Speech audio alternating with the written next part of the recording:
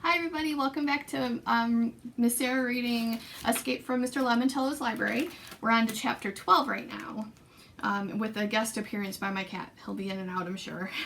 He's a ham. Will everybody please line up behind the far desk in front of the children's room, said Dr. Zinchenko, gesturing toward one of the wooden tables in the outermost ring of the room. How many of you are familiar with Mr. Lemoncello's classic board game, Hurry to the Top of the Heap? 12 hands shot up. Very good, said Dr. Zinchenko.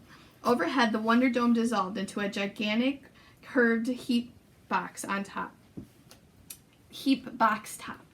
This will be a live, three-dimensional version of that game. Each of you will be asked a trivia question. If you're able to answer it correctly, you will roll the dice and advance the equivalent number of desks. When you return to the starting point, you will move to the next concentric circle of desks. When you complete that ring, you will move on to the next, and so on. If one of you makes it all the way to my desk in the center, you'll be declared the winner. But we don't have any dice, said Yasmin Smith-Snyder. Yes, you do. See that smoky glass panel in the center of the desk? It's actually a touchscreen computer, currently running Mr. Lemoncello's dice rolling app. Simply swipe and flick your fingers across the glass to toss and tumble the animated dice. Dr. Zinchenko placed a stack of red cards on her desk. She looked like the host of a TV game show. Before we begin, are there any other questions? Charles Chiltington raised his hand. Yes, Mr. Chiltington. What will the winner win? After all, the prize is the most important of any game. Kyle didn't totally agree, but he was too excited about playing the game to say anything. Tonight's first prize, said Dr. Zinchenko, is this golden key granting the winner access to Mr. Lemoncello's private and very posh bedroom suite up on the library's third floor. Instead of spending the night on the floor in a sleeping bag, you'll be relaxing in luxury with a feather bed, a 72-inch television screen, and a state-of-the-art gaming console. Today, Kyle was definitely interested in this particular prize. Judging from the wide-open eyes and chorus of oohs and wows all around him, so was everyone else. Dr. Zinchenko flipped over the first question card. What Major League pitcher was the last to win at least 30 games in one season? 6 players got it wrong before Kyle got it right. Danny McLean, correct. He swiped the glass panel, rolled a 10, and advanced 10 desks around the room. What United States Navy ship was once captured by the North Koreans? Miguel nailed that one. The USS Pueblo. He flew 12 spaces around the room. What did Apollo 8 accomplish that had never been done before? Akimi, Andrew Peckelman, and Kaya Corson struck out on that one.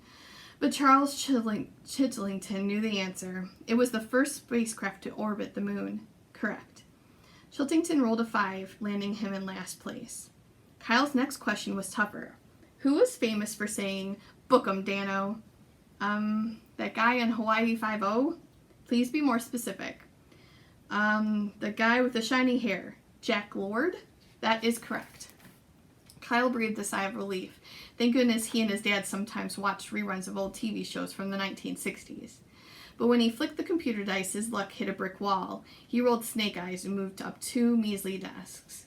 Meanwhile, Miguel went down with a question about Barbra Streisand. Kyle wasn't exactly sure who she was.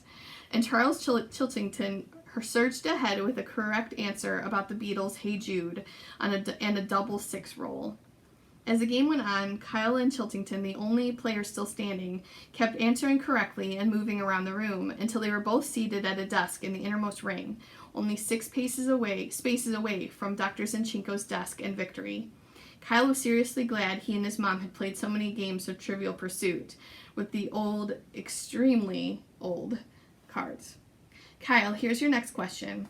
What song in the movie Dr. Dolittle won an Academy Award? Kyle squinted. He had that movie, an old VHS cassette tape that his mom had bought at a garage sale. Too bad they didn't have a VCR to watch it on. But even though he'd never seen the movie, he had read the front and back of the box a couple of times. Talk to the Animals? Correct. He started breathing again. Roll the dice, please, Mr. Keeley. Kyle did. Another pair of 1s. He moved up 2 spaces. Now he was only 4 desks away from winning. Mr. Chiltington, here's your next question. Who was elected president in 1968? I believe that was Richard Milhouse Nixon. You're also correct. Chiltington didn't wait for the librarian to tell him to roll the dice. He flicked his fingers across the glass pad. Yes, double sixes again. He moved around the last ring of desks, tapping their tops, counting them off, even though everyone knew his 12 was more than good enough to carry him to the finish line. Congratulations, Mr. Chiltington, said Dr. Zinchenko, as she handed him the key to the private suite. You are this evening's first winner. Thank you, Dr. Zinchenko. I'm truly and sincerely honored. Congratulations, Charles, said Kyle. Way to win. Get used to it, Keeley, he answered in a voice only the other kids could hear. I'm a Chiltington. We never lose. Chapter 13. What happened next was extremely cool. A holographic image of a second librarian appeared next. A holographic image of the second librarian appeared beside Dr. Zinchenko at the center desk. She looked a little like Princess Leia being beamed out of R2-D2 in Star Wars, except she had an old-fashioned bubble-top hairdo, cat's-eyed glasses, and a tweed jacket with patches on the elbows. Here to present our official library lock-in rules, said Dr. Zinchenko, is Mrs. Gail Tobin, the head librarian of the Alexandriaville Public Library back in the 1960s, when Mr. Lemoncello was your age. Overhead, the Wonder Dome had shifted back to the 10 Dewey Decimal displays. How old is she? Asked Sean Keegan. She'd be 110 if she were still alive. But she's dead and working here? Let's just say her spirit lives in this hologram. Mrs. Tobin's the one that helped Mr. Lemoncello so much, Kyle whispered to Akimi when he was a kid. I know, her hair looks like a beehive. Kyle shrugged. From what I've seen on TV, the 1960s were generally weird. Welcome, children, to the Library of the Future, said the flickering projection. Dr. Zinchenko will now pass out Lemoncello Library floor plans. Your map and guide to all this extraordinary building has to offer. Your new library cards will grant you access to all rooms except the Master Control Center, the red door you passed on your way in, and of course, Mr. Lemoncello's private suite on the 3rd floor. Charles dangled his golden key in front of his face. I believe you need this to enter that. Mrs. Tobin ignored him. She was a hologram. That made it easier. Security personnel are on duty 24 hours a day, she continued. During your stay, all of your actions will be recorded by video cameras, as outlined in the consent agreements you and your parents signed earlier. Are we going to be on a reality TV show? Asked Haley, smiling up at a tiny camera with a blinking red light. It's a distinct possibility, Dr. Zinchenko said. I like television, said the ghostly image of Mrs. Tobin. Rowan and Martin's Laugh-In is my favorite program. Returning to the rules.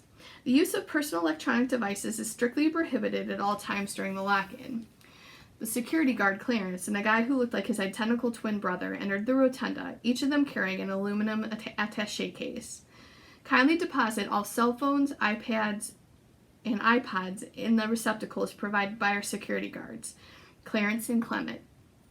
Your devices will be safely stored for the duration of your stay and will be returned to you at the conclusion of our activities. Also, you may use the desktop pad computers in this room to comb through our card catalog and conduct internet research. However, these devices cannot send or receive email or text messages, whatever those might be. Remember, I retired in 1973. We still used carbon paper. And now Dr. Zinchenko will walk you through the floor plan. Everybody unfolded their map pamphlets. As you can see, said Dr. Zinchenko, fiction titles are located here in the reading room. The children's enrichment room with soundproof walls is over there. 2 fully equipped community meeting rooms, as well as the Book Nook Cafe, behind those windows where the curtains are drawn, are also located on this floor. Upstairs on 2, you will find 10 numbered doors, each leading to a chamber filled with books, information, and, displays related to its corresponding Dewey Decimal category. Kyle raised his hand. Yes. Where's the Electronic Learning Center?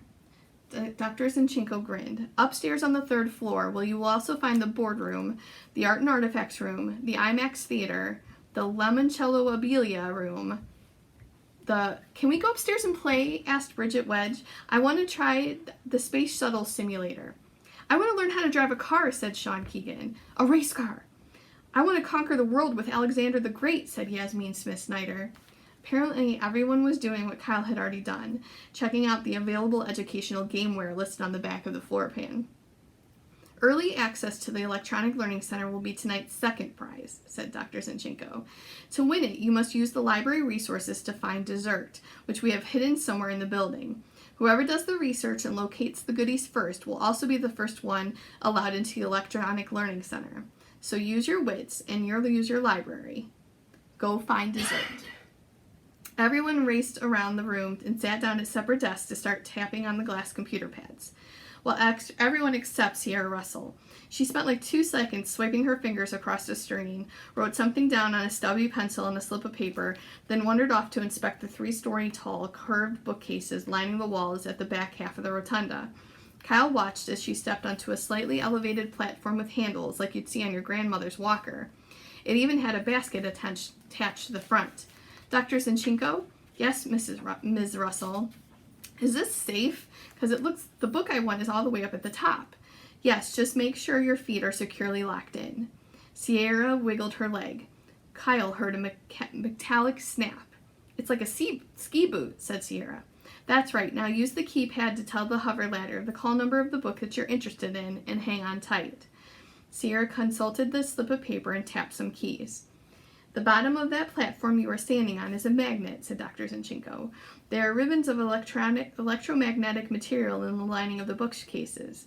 The strength of those magnets will be modulated by our maglev computer based on the call number you input. 2 seconds later, Sierra Russell was floating in the air, drifting up and to the left. It was absolutely awesome. The hover ladder must use advanced magnetic levitation technology, said Miguel, seated at the desk next to Kyle's. Just like the maglev bullet trains in Japan. Cool, mumbled Kyle. And for the first time in his life, Kyle Keeley wanted to check out a library book more than anything in the world. Chapter 14. How about we work together, said Akimi when she sat down at Kyle's table. Kyle couldn't take his eyes off Sierra Russell. She had drifted up about 25 feet and was leaning against the railings of her floating platform, completely lost in a new book. Hello, Earth to Kyle. Do you want someone else to get first dibs on the Electronic Learning Center? No. Then focus. Okay, so how do we use our wits in the library to find dessert? Akimi nodded towards Miguel, whose fingers were dancing across the top of his desktop computer. I think he's doing a search in the card catalog, whispered Akimi. Why? It's how you find stuff in a library, Kyle. I know that, but we're not looking for books about dessert. We need to actually find actual food. Andrew Pickleman stood up from his desk and sprinted up a wrought iron spiral staircase leading to the second floor. 2 seconds later, Charles Chiltington was sprinting up the staircase behind him. All the other players soon followed. Everybody was headed to the second floor in the Dewey Decimal Rooms. Miguel finally popped up from his desk and made a mad dash for the nearest staircase. It's got to be up in the 600s, you guys, he said, called out to Kyle and Akimi. Thanks, said Kyle, but he still didn't budge from his seat. I guess 600s are the Dewey Decimal category where you find books about dessert, said Akimi. Maybe we should... Wait a second, said Kyle.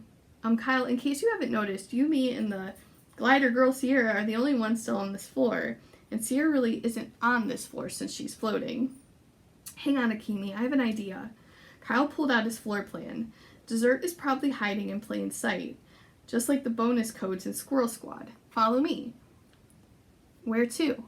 The Book Nook Cafe, the one room in the library where, according to what Dr. Zinchenko told us back at the hotel, food and drinks are actually allowed. They strolled into the cozy cafe. Woo-hoo, shouted Akimi. The walls were decorated with shelves of cookbooks, but several tables were loaded down with trays of cookies, cakes, and ice cream, and fruit. That's why the curtains were closed behind the windows to the rotunda, said Akimi, so we couldn't see all this food. Way to go, Kyle. Kyle did his best imitation of Charles Chiltington. I'm Akimi. We never lose. Except, of course, when we don't win. After everyone had dessert, Kyle and Akimi were the first ones allowed to enter the Electronic Learning Center. Kyle flew to the space shuttle, making an excellent landing on Mars before crashing into one of Saturn's moons. Akimi rode a horse with Paul Revere. Then Kyle learned how to drive a stick-shift stock car on the Talladega racetrack, while Akimi climbed into a tiny submarine to swim with sharks, dolphins, and sea turtles, all of which were projected on the glass walls of her undersea simulator. All the Electronic Educational video games had 3D visuals, digital surround sound, and something new that Mr. Lemoncello was developing for his video games, smell-o-vision. When you sacked Rome with the Visigoths, you could smell the smoky scent of the burning city as well as the barbarians' B.O. After an hour, Dr. Zinchenko ushered everyone else into the Electronic Learning Center. They'd been watching George Washington debate with George W. Bush. Both were audio animatronic dummies, in the town square at the center of the 900s room. At 10 p.m., they all tromped into the IMAX theater, also on the 3rd floor, to see a jukebox concert. 3D images of the world's best musicians, living and dead, performed their hits live. The best part was Mozart jamming with Metallica. Finally, around 3 in the morning, Clarence and his twin brother Clement came to escort the kids to their sleeping quarters. The boys would roll out their sleeping bags in the children's room, just off the rotunda. The girls would be upstairs on the 3rd floor in the boardroom. Charles Chiltington would be luxuriating all alone in Mr. Lemoncello's private suite. Exhausted from the excitement of the day, and crashing after eating way too much sugar, Kyle slept like a baby. He only woke up because he heard music. Loud, blaring music. The theme song from that boxing movie, Rocky, his brother Mike's favorite. "What was that?" he mumbled, crawling out of his sleeping bag. Kyle checked his watch. It was 11 a.m. He figured the library lock-in was officially over and this was the group's wake-up call. The music kept blaring. "This is how they wake up astronauts," groaned Miguel. "Turn it off," moaned Andrew Pickleman. Kyle slipped on his jeans and sneakers and snaggered out into the giant reading room. "Dr. Zinchenko?" His voice echoed off the dome. No answer. "Clarence? Clement?" Nothing. The rocky music got louder. Akimi leaned in from the 3rd floor balcony. "What's going on down there?" "I think they're trying to wake up astronauts," said Kyle, "on the moon." He made his way to the front door and reached for the handle. It wouldn't budge. He jiggled it. Nothing. He jiggled harder. Still nothing. Kyle realized that the library lock-in might be over, but they were still locked in the library. All right, that ends chapter 14, and I'll pick it up there later. Have a great day.